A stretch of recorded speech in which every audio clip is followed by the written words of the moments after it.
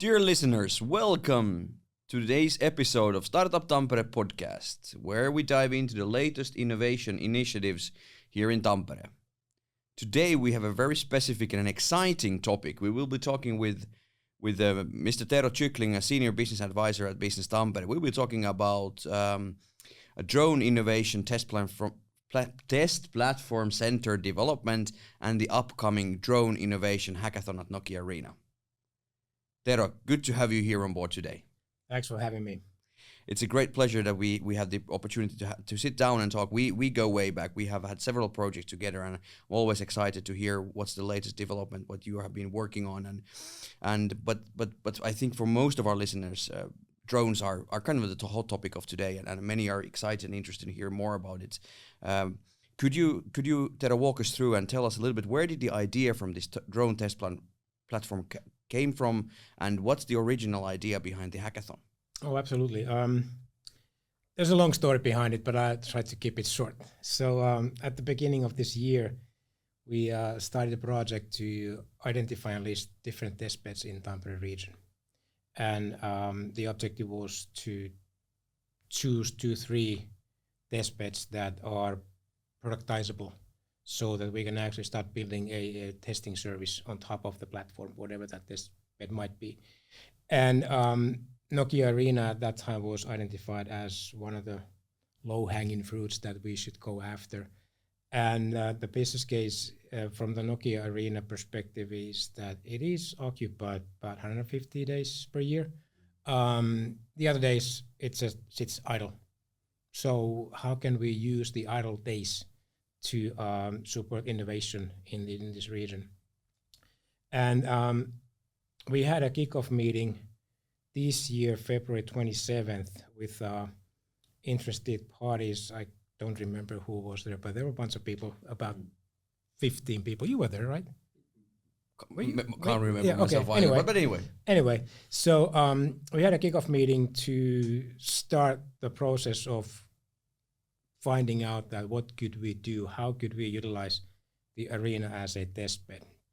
And we had different opinions, but at that time I had been participating semi-actively in voluntary defense training events organized by the National Defense Training Association of Finland. Anyway, so and then I have been following up on the military news and military innovation quite some time already now. So that kind of gave me the idea that that's a quite big open airspace with all the technology available at the arena. Could we use it for testing drones? So I was playing around with the idea that, okay, could this be something to pursue, or is it just a dead duck?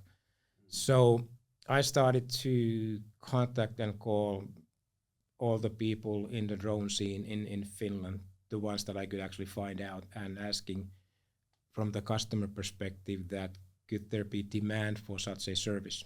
And it was overwhelmingly welcomed idea. I said, okay, well, there's a demand for it, so let's see what else we can do. Then I wanted to get some comparative data, so what's going on in the rest of the world.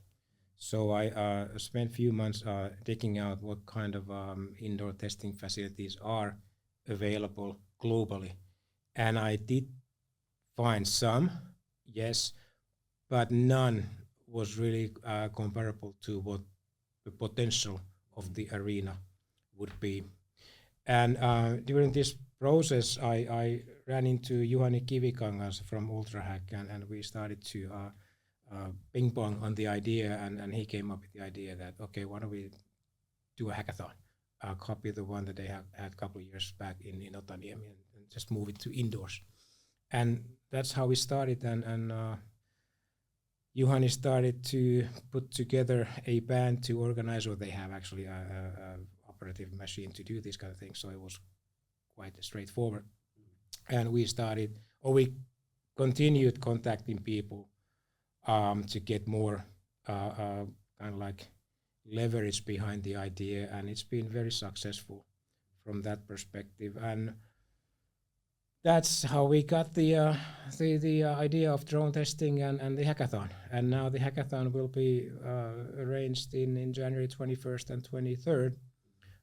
The main day being on 22nd, which is when we fly the drones at the arena in the dome. And Tero, this is, well, it was a straightforward process with a lot of collaboration and people and planning behind it. And of course, as you mentioned, it's drones are becoming quite like a kind of a big thing. They're small devices in many ways. Well, there's different types of drones, of course, but altogether, it's exciting and interesting also from the perspective, if you look at it from a local sort of Tampere standpoint.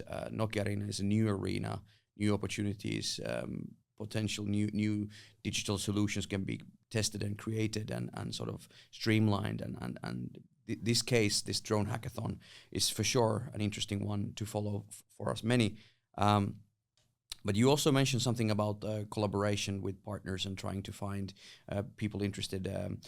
Have you been touching upon like the relatively recent Finnish national drone strategy, and how does this align with kind of that in which ways does the upcoming hackathon and the test site development sort of fit and align with the national strategy? Oh, excellent question. During my calling all over the place in spring, Juhani advised me to contact Jarno Limnell, member of parliament, who is actually the, let's say, the godfather of the whole drone strategy. He's the initiator and he's driving it forward. I called him, explained what we're doing here. He got super excited that, okay, that's wonderful. He then invited me to participate in one of the drone task force meetings. The task force is the unit that implements the strategy. And I got a 10-minute slot at the meeting and explained what we are doing here and what we're trying to achieve. And also got good reception there as well. And Jarno mentioned that this arena concept is essential enabler of the implementation of the drone strategy. So it's kind of like integrated in the implementation already now, even though we haven't done anything at the arena. All right. That sounds very interesting and good from the perspective, looking from the broad picture of things. I mean, you also mentioned that you have had your eyes on, you've been sort of doing your own background research about like the different type of solutions. You also mentioned the sort of military side of things, but correct me if I'm wrong, but I do also see like there's this is part of also kind of like a broader sort of safety and security discussion and development of the type of solutions and innovative initiatives that are stemmed out from Tampere, and I think this falls quite nicely in there. Talking a little bit more about like kind of the hackathon concept itself, could you, Tero, walk us through a little bit? I also participated in a webinar last week, and I heard a little bit about it, but I get very excited actually about the different type of challenges that are going to be present at the arena in end of January. Could you walk us briefly through what type of a different challenges there will be for participants to apply for? Oh, absolutely. Before we go that, one step back. Yeah. And about the whole concept is, like you said, there's a strong military focus on it, no question about it. But it's also dual use and everything that has to do with drones, logistics, security. I've seen few quite interesting civil security cases brought up, and could they be tested at the arena as well. But let's leave those aside for the time being. Before we move on, the challenges also for the listeners about the concept itself. It's, even though we are doing here and placed in Tampere, this is a national initiative like the strategy is. And we are actively looking already the international collaboration as well. Several countries we have been discussing. We're actually in discussions right now. Hopefully we can say something concrete early next year about those discussions. The other thing is that I'm trying to link this to EU level strategy as well, because there's a EU drone strategy 2.0 now, which what I understood reading it has direct links to what we do here. It just needs to be done and collaborate with the EU level guys. There I have support from Pekka Toveri. So we had a brief discussion with him as well, and he liked the idea. So he said whatever he can do to support the initiative on the EU level, he will participate as well. So going to the challenges. Yeah. The first one is the future of Nokia Arena. That may be a bit misleading because Arena is there anyway, and they have their own strategies, and their future is really on the Arena enterprise itself. But what we are doing is building a service concept on top of the Arena. So we're kind of a service provider from that perspective.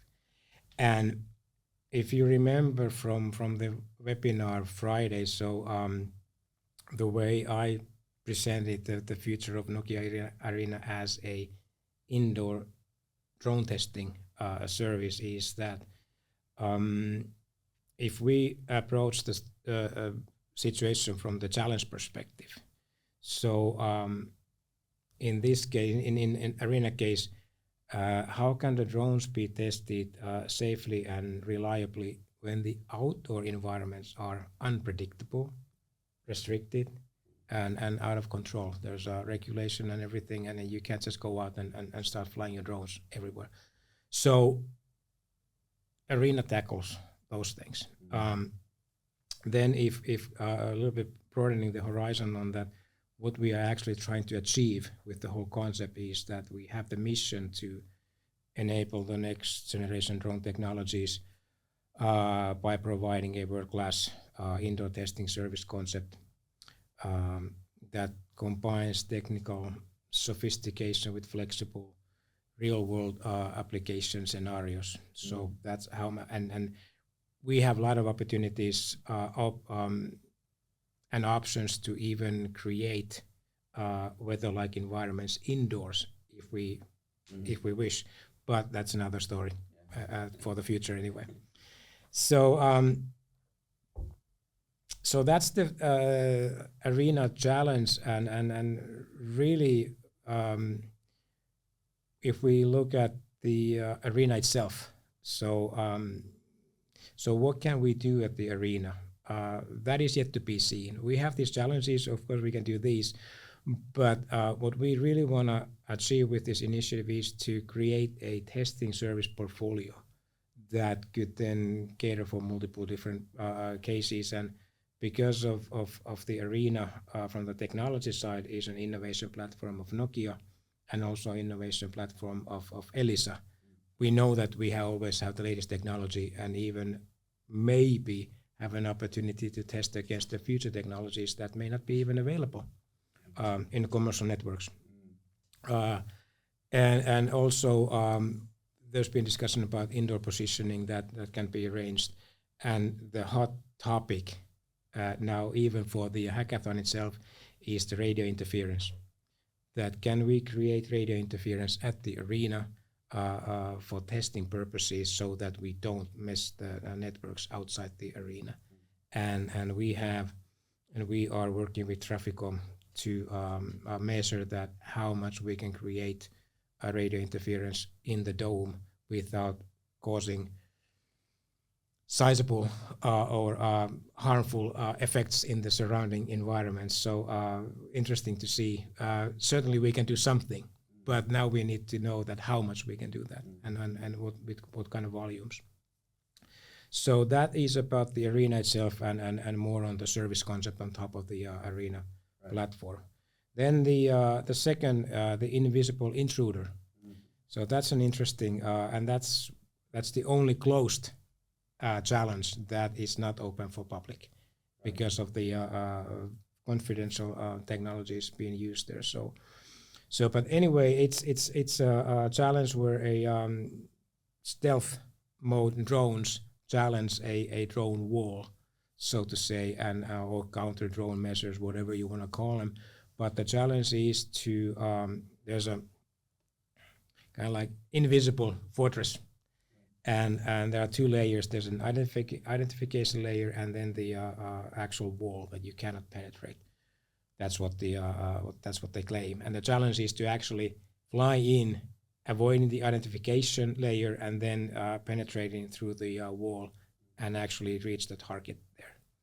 So, and from the opposite side, they are looking for the identification layer if it's a friendly one, when they let it come through. If it's an unfriendly one, they turn on the drone wall. Let's call it the drone wall with no better name for it. Yeah. It's in the news anyway. So that's the first challenge. The third challenge is named 5G driven drone innovation, or using 4G and 5G networks.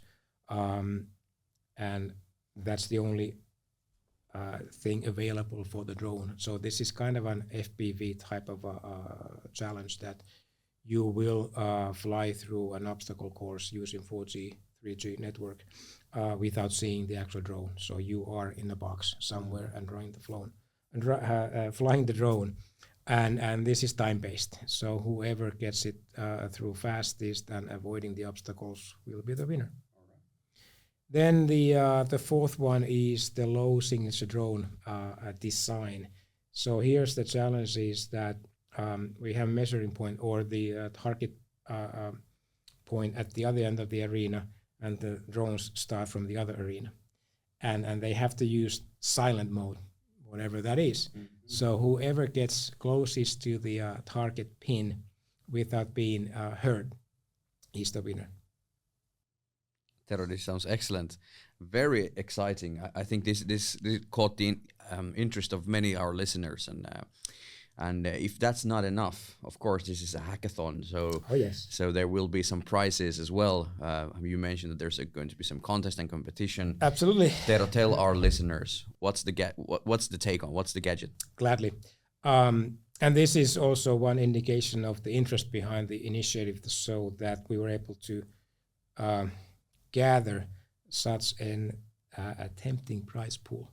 So from the money perspective, the prize pool is 15,000 euros, which will be then divided to the winners of the challenges. And then the icing on the cake is really that one company will be selected to participate in this Tech 17 accelerator program with the Ukrainians. So they actually get to the core where the drone stuff happens. And that, if we talk about monetary value, that's about 40,000 euro package. But the main thing is that you can actually work with the Ukrainians to develop your concept of drones. And then on top of this, we will have the ambassador of Ukraine in Finland participate in the hackathon as well. And hopefully he will be the one giving out the prize. So there's plenty of reasons for absolutely drone interested people to apply. Now we know a little bit about the challenges. We even heard about the prize pool, the incentives to participate. Now we actually need who can actually participate. So Tero, tell our listeners who can apply. How does it work? About the application process. Right, anybody can. Let's put it this way: anybody can apply to participate. So there's a process, kind of like a semi-vetting process, that who will be able to participate because certain security issues. So if you're interested in this, go to ultrahack.org webpage. There is the hackathon page, and there's specific application icon. You click on that and you submit your application through that. Also, if you're only interested in coming and participating in the hackathon as an audience, there's a separate link that you can register to the actual event. So it's not only for the drone developers, but we also invite general public to participate and see what's going on there. And it's a good opportunity to even if you don't participate in the actual hackathon, but you're working with drones, this would be now and in the future also the community you want to work with and network with. So it's, as I said earlier, this is a nationwide initiative, and we try to pull all the drone-related organizations, companies to work with with us and with all the drone developers as per the drone strategy. So it's all actually goes down to that, and we also work on establishing international relations and partner collaborators. So it's a good chance to really get into dealing with the right people. Yeah. Yeah, I mean, it is very insightful to hear and learn more about this hackathon and the process behind it and sort of what could be the potential steps in the forward movement. But this is, of course, you have been working a lot on this. But as in many things, luckily we are not alone. But there's partners, Indeed, there's indeed. collaborators. What can you tell us, Tero, currently about some of the key partners behind this initiative? You mentioned some, of course, but is there something you would like to highlight still? Oh, absolutely. As I said, after dozens and dozens of phone calls and references to different people and instances, I could summarize some of the organizations. Some of them are very active in this hackathon, but I'm just gonna read out a list that is public, so to say. So I, from Business Tampere perspective, is one contact and representing the case here. But there are other drone activities going on in Business Tampere as well. This is just one path. UltraHack, of course, being responsible for arranging the hackathon. Nokia is involved. Elisa is involved, as mentioned earlier. Patria Drones, Unikia is quite active, a member being so far. Tuni, TAMK, universities, academia.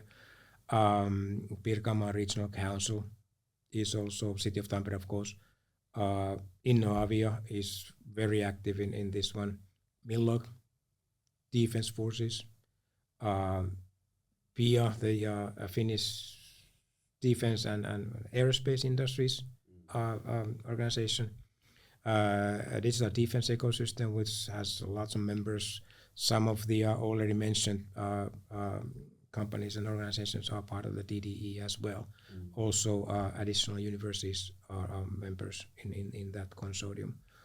And plenty of others. I counted that I contacted some over 40 organizations, which all express their keen interest. Then the activity level is different, but they are interested in seeing what's going on, and will eventually participate in according to what they see appropriate and benefiting them.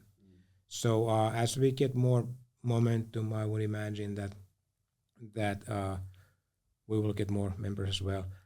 It may be too early to mention about the international partner collaborator discussions, but 1, 2, 3, there are 4 countries coming from Nordics, Europe, and elsewhere. Yeah. It's exciting. And then, of course, as a participant also in the webinar, there were plenty of potential participants with their solutions as well. Absolutely. On top of that. So, yes. So it's very interesting to follow up on this momentum. And you also, of course, this is, as you mentioned, this is a broader kind of like a national level development or conceptualization. But of course, here on a Startup.Tampere level, I feel tempted to ask, how do you see that kind of like this hackathon and the future steps could support the Startup.Tampere ecosystem and kind of like the scene here? Excellent question, and quite frankly, that was really the root cause for even starting to do this. So the thing with these testbeds is to really support the startup ecosystem, the innovative ideas, providing opportunities to easily, fast test your solution, get your stuff on the MVP level to test it out that, okay, does it work? Okay, it does work, but we need to tweak this and this and this. From the agile development perspective, that is something that we really want to do with the Arena testing services and also with the testbed concept in general, to really give startups opportunities to be able to test their solutions and concept services, products, whatever they're doing in a real life kind of an environment to really validate what they are doing before they actually, and they have better convincing means for the customer saying that, okay, let's say, here's a hypothetical case, a drone startup. And let's say that we have an open test days or hours at the arena. They could actually invite the customer, potential customer, come see what we can do with our drone. We show it to you. We demonstrate that in the arena. And it really goes to show the kind of like the actual real life application of the solutions that are built here locally. And of course, initiative like this and the collaboration between partners looks very promising, and it's very interesting to see how this will sort of then also sort of channel down or to new initiatives that are being born here. There's a lot of work to do. Of course, yeah, but it is an exciting momentum now, for sure, and this is providing one pathway, as you mentioned as well, one pathway for startups in Tampere. What do you see, like, if we move towards the end of the discussion, looking a little bit ahead to the future? How do you see, what does this kind of a hackathon and the next steps surrounding it and building this collaboration, what does it mean for Tampere and Finland in the long run? That's a good question. Just everything is about perception and image, and marketing people know about brand is everything, and how you create a brand that is appealing and really delivering on the promise, what the brand promise is. So what I see in this case is that if we get this right, this will put Tampere on the map, on the global map, that there's really something happening, something extraordinary happening in Tampere.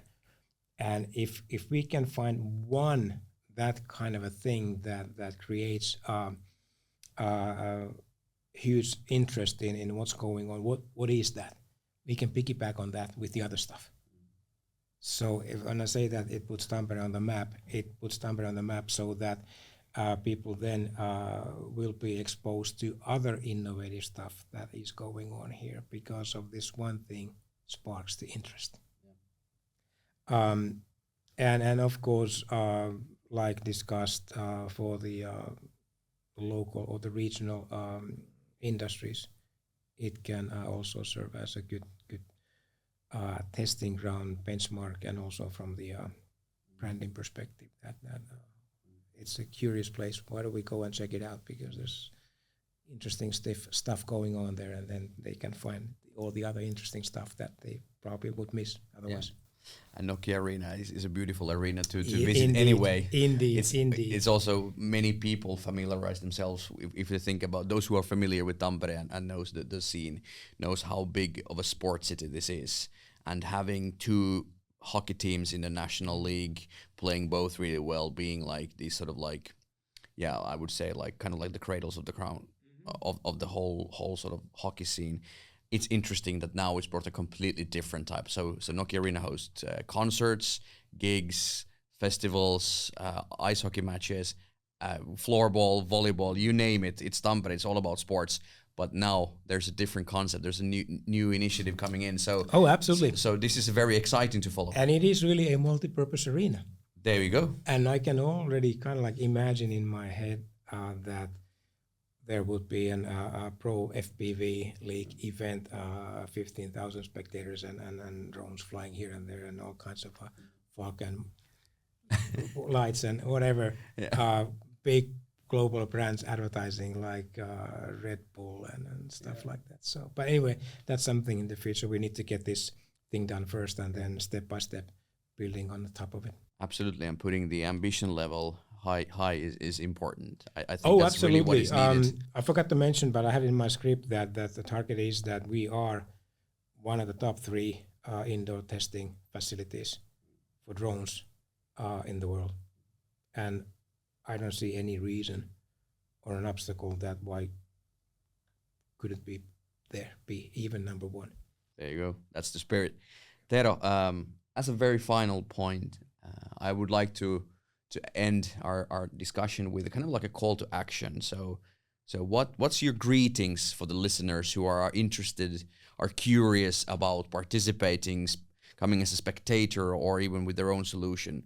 What would be your final call to action? How do we make sure that those ones who are interested, they will apply, and in one way or the other, becoming a part of the network, becoming a part of the ecosystem? Good. First of all, be curious and open-minded. Even if you're not in the drone scene yet, come see what's going on with the drones. It's very exciting, and you don't have to be a military drone developer, but drones are also fun. Like I said, the FPV thing is quite big in the world, in the global scene, from the competing perspective and racing perspective. But come see, sense the environment, sense the hackathon spirit and mentality, and go to the ultrahack.org pages, and if you want to participate in the actual hackathon, apply. If you just want to come and see what the heck is going on, what is this all about, then register as a guest, and see who's there, start networking, follow us on what's coming up with the drones and the arena regarding the drones, and next year. We are not sitting idle. We need to get the second, or actually, well, we need to get to the second gear to very least next year, and then accelerate even more.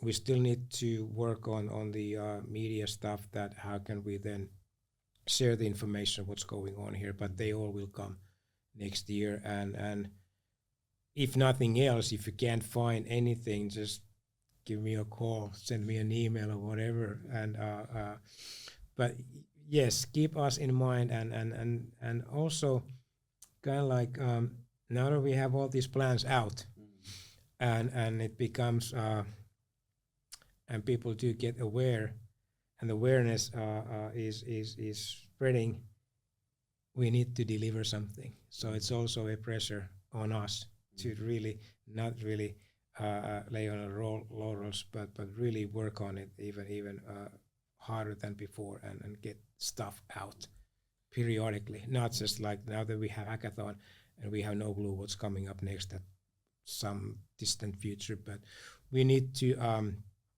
create kind of like annual clock and put that on a display in a public domain somewhere, that people can see what kind of events are coming up and when. Yeah. And as a final note from my side, I think you really sort of embodied it well when you said that if you don't figure out any other way, just give me a call. And I think this goes right down the alley of the whole Startup.Tampere logic, is that everyone in Tampere is 2 phone calls away. Absolutely. And this is the in this case only one. Yeah, exactly. Even better. So we are improving ourselves. Exactly. Yeah. No, the point is, Tero, huge thanks for you, thank you for participating today and discussing this with me, and for all the hard work you have been putting together to make this happen. A lot of collaboration has been taking place. Future developments look bright. Diamonds are made under pressure, so we are moving towards a great future. And this is big event, and it really calls for collaboration. Yes. Nobody can do things like this just alone. Exactly. Or with a few people. We need big partnership network on this one. There you go. Thank you, listeners, for tuning in today, and follow us on more episodes in the near future. Thank you, and have a nice Christmas.